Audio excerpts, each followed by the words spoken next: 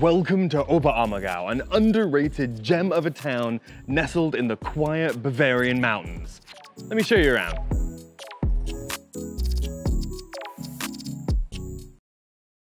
Now we've come down to the Immortal forest region for a long 3-day staycation, which I am so excited about. This area is so beautiful, but we've based ourselves here in Oberammergau because I think it's the best jumping off point for adventures. There is so much to do, we have so much to explore. Let's dive right in by starting first right here in Oberammergau itself.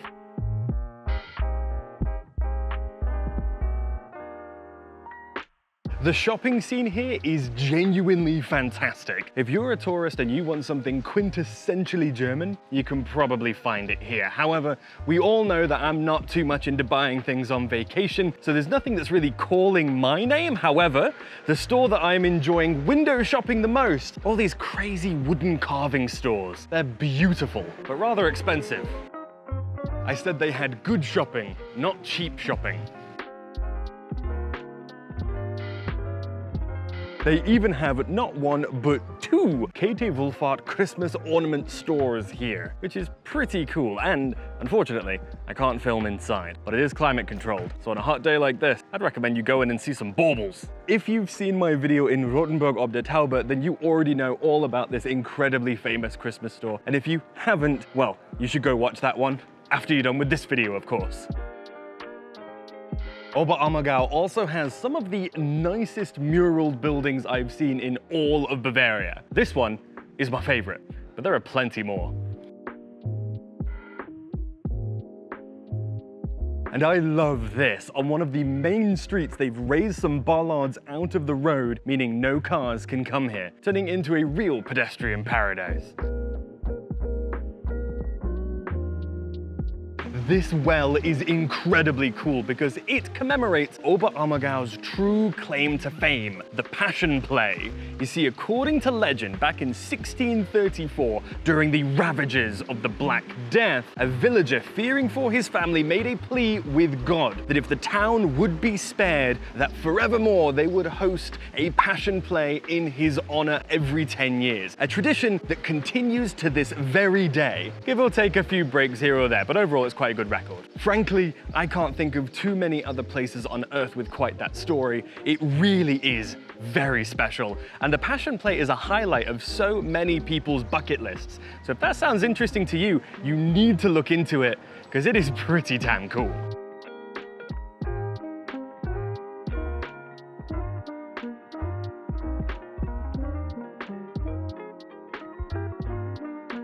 This ice cream parlor looks absolutely fantastic. I'd love to stop, but we've got plenty to do today and I can't start my day with ice cream. I'll keep an eye on it for later though.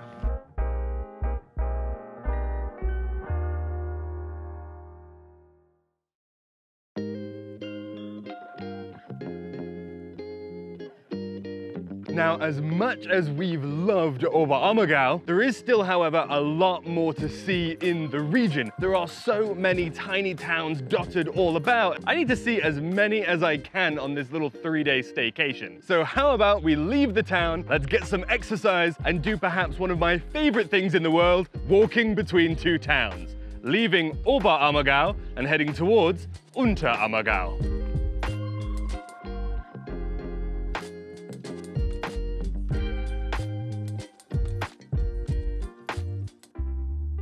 The path itself is also lined with tons of benches, so even if you're not much into walking, or even if you are, there are plenty of places to sit and relax and enjoy the scenery. I have seen so many locals going down these slightly worn grassy paths down to the river and taking a dip.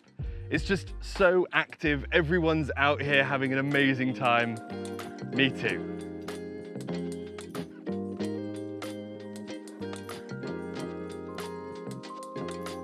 Traveling along at the human scale. What could be better than that? I think we should start talking about logistics. This is a near from home video after all. How are you not going to get lost in this heavenly paradise? Well, you see, Oberammergau and Unterammergau, well, they follow the Ammer River. Follow the river and you can't get lost. Plus, these towns and villages, well, the steeple is still the highest building that they have, and you can see it from kilometers away. You can't get lost when you can see where you're going. Old school navigation for the win.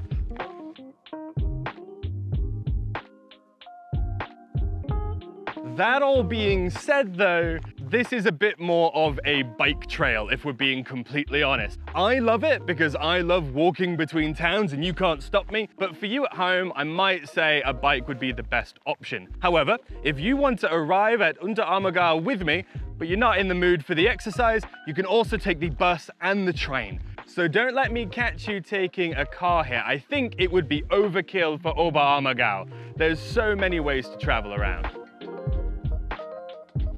In fact, the same holds true for getting into Oberammergau as well. You can easily day trip here from Munich. Simply 2 trains, the first to Murnau and the second to Oberammergau. They're synced up and in just an hour and a half or so from the city centre, you can be in paradise. A trip far too many miss to say just how easy it is to get here. This is all reminding me so much of the Caminos I've done in Spain and Italy. The fact that between these two incredibly old towns, you've got this solid distance of all meadows, no sprawl. It's absolutely incredible. And I think it's one of the more underrated aspects of Europe. I mean, having lived in the United States for a while, this would just all be Walmarts and freeways. It's so lovely that the two towns have managed to maintain a separate identity.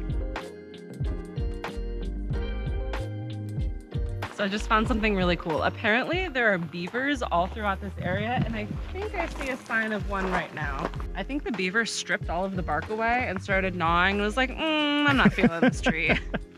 Yeah, it does look like it has a lot of like scratchy or tooth marks in it. Yeah, it's kind of funny that they even feel the need to like dam this up because the Ammer is so chill and so relaxed. It's kind of like the least powerful river I've personally seen in Bavaria.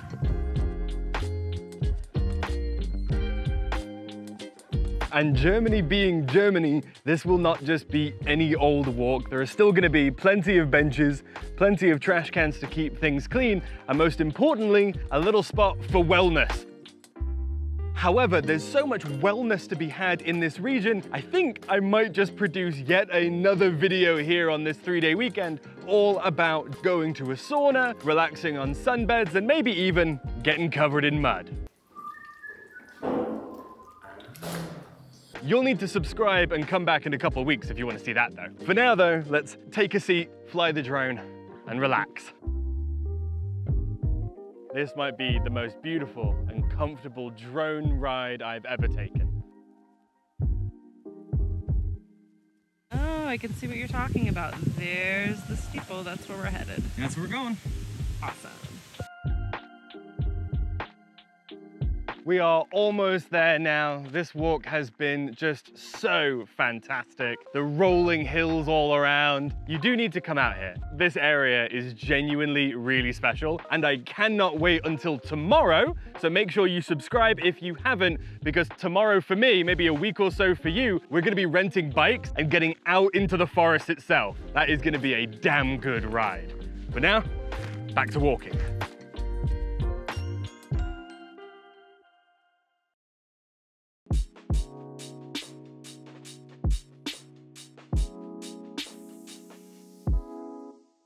Unterammergau is incredibly charming, and it feels just not even remotely touristy. Everyone here, I've seen pretty much everyone in town getting ready for a wedding, all in traditional Takten, and so many of the buildings are farm buildings with hay littered everywhere. I'll tell you what, I don't think this town has moved over to the tourism industry yet, which just makes it so cool and so special. Perhaps then I wouldn't actually recommend that you stay here and make this kind of your jumping off point. I think Oberammergau is better suited to cater to tourists. However, a trip to Unterammergau, especially to go to the Klamm and to learn all about their history of whetstone making, that is definitely something you need to be doing. The town's fountain even has a man making a whetstone on top of it. So cool. The flowers continue to be absolutely stunning. I wouldn't expect anything less. and it looks like the whole town is gearing up for a little mini festival, Italian themed, even with a little Italian maypole and classic Italian German drinking benches. You never know what you're gonna stumble across in the summer in Bavaria. There is always something going on. It's a shame we have dinner plans, otherwise I would pivot and do this tonight. Legitimately, it looks like everyone is heading over to the church for festivities, which means we should try to get in there, film a little bit. I wanted to see it, but I don't want to interrupt their get-together. So let's get over there now and get out of their hair quickly. Okay, welcome back to another episode of Camille's Graveyard Review, where we check out Europe's spookiest cemeteries. So the graveyard in Unterammergau is extremely pretty. It's lined by houses with all of those very stereotypical Bavarian window boxes. Love that. I think I'm gonna give this an 8 out of 10 for beauty. However, with the cemetery being in direct sunlight, having a lot of beautiful flowers, it's not incredibly spooky. So I'm gonna give that a 2 out of 10 for spookiness. Beauty, on the other hand, pretty good.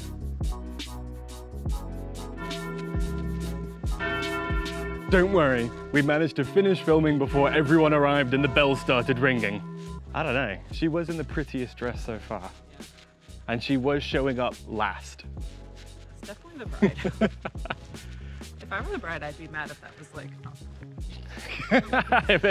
if someone dressed up like that as a guest. Man, a wedding and Italian night? Unterammergau is popping off today. So with that kicking off in the background, we've got about a 20-minute walk to actually make it over to the Klamm, which is where all of the whetstones were hewn. I'm pretty excited to learn all about it.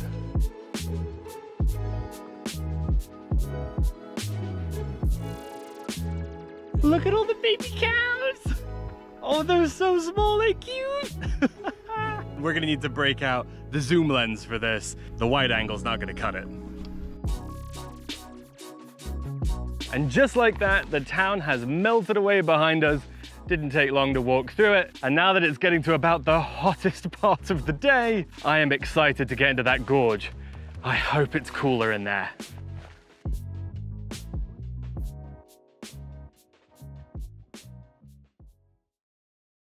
And now we finally make it to the reason why we hiked all the way to Unterammergau, so we could hike here up the Schleifmühlklamm, or the Whetstone Gorge.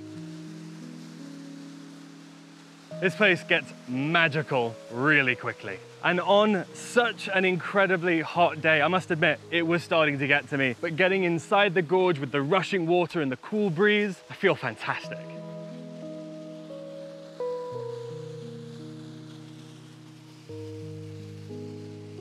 It looks like this hike is about to get a little bit more intense. It reminds me of the Geisterklamm just outside of Mittenwald, because we're not just hiking by the river anymore. They have got some see-through metal grated stairs that we need to climb. Oh no, don't look down. I'm looking down, oh my God. Why do they do this? Why is it always this see-through grating? Oh, this is way sketchier than the one in Mittenwald, I'll tell you that. Whew. What have we gotten ourselves into now?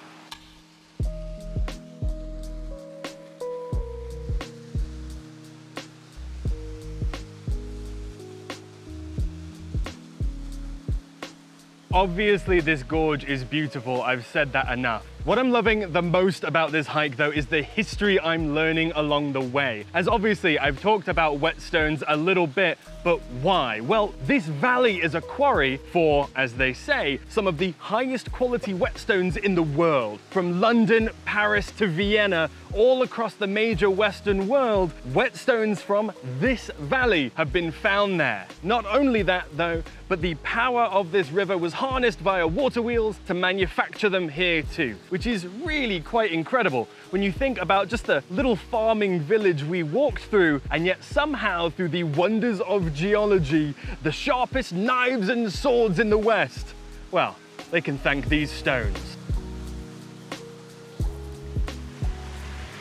Having a good time? yeah, we do a ton of these gorge hikes, but this is the first one that has such a strong historical undercurrent to it. Oh yeah. That's neat. It's so cool.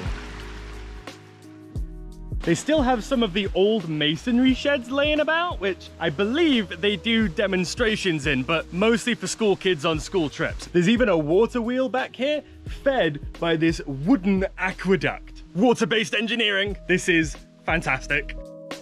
This seems to say that on the second Saturday of the month between July and September, it's open to the public.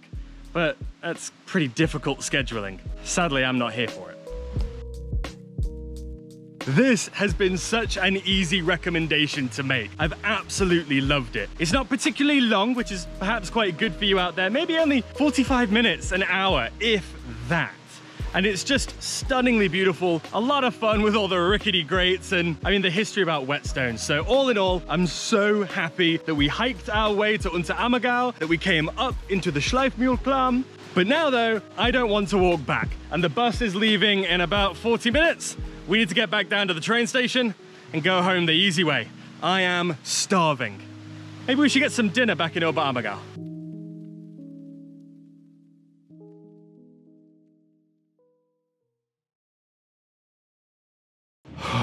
Guys, that was an absolute mess. We ended up waiting for the bus for well over 30 minutes, only to be told by a kind taxi driver that the bus was not coming. And that will not be a problem for you. The trains and buses will be working, I'm sure, just fine for your vacation. But for me, unfortunately, there was a pretty bad accident on the road. The trains are shut down because some trees fell over. Yeah. We ended up walking. That means I have now clocked in over 18K in the blistering sun. You remember that ice cream parlor from earlier? Because I do.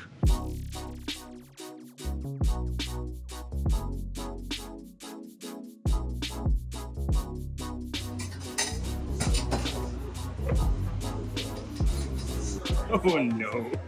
What does the heat made us do? This looks incredible. Cheers.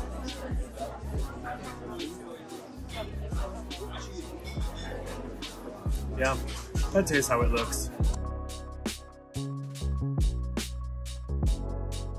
You'll have to forgive me for not filming an in-depth ice cream segment. Don't worry, it didn't last long. I might need something more substantial later. And something more substantial we got at Ammergauer Maxbräu, Oberammergau's own little craft brewery. Now, I must say, the food scene in this whole area is rather standard. Not bad, quite good, but with nothing standing out so far from the pack that I'd recommend one heavily over another, except for Maxbräu. This brewery, hotel, restaurant, and spa is absolutely exceptional. Starting with a really nice cappuccino, I finally woke back up enough to go for the star of the brewery, an unfiltered Keller beer. Smooth, subtly sweet, complex, and a little hoppy, I couldn't recommend it any higher if I tried. A crafty microbrewery focusing on revitalizing old German styles rather than just another IPA, this is my kind of place. The food, of course, matched in quality. Camille had a Käsespätzle made with local Bergkäse from just down the road, and I had a hearty cut of pork with potato dumplings in a beer gravy. This was a very traditional and high-quality Bavarian meal through and through. You should come here at least once, maybe twice. With all that said, this brings us neatly to the end of day one, but not my long weekend here in Oberammergau. So far, this is already becoming a top-tier recommendation, but the best is yet to come. Because tomorrow, we're renting e-bikes and journeying out into the forests and moors in search of stunning private cottage palaces, ancient abbeys serving ancient brews, and just some of the most stunning nature Bavaria has to offer. So please, if you've watched until this point, give us some love and show us some support. Subscribe if you haven't, throw us a tip if you think we've earned it, share this guide with your travel squad for your next adventure, and don't forget that Camille and I offer itinerary consultations on our website, link on screen and in the description below, where we walk through your plans step by step, offering advice and answering all the questions we can. It's a great way to support the channel, and really I've had a ton of fun getting to meet you viewers at home. Thank you ever so much for watching, and I will see you in the next video, wherever that might be.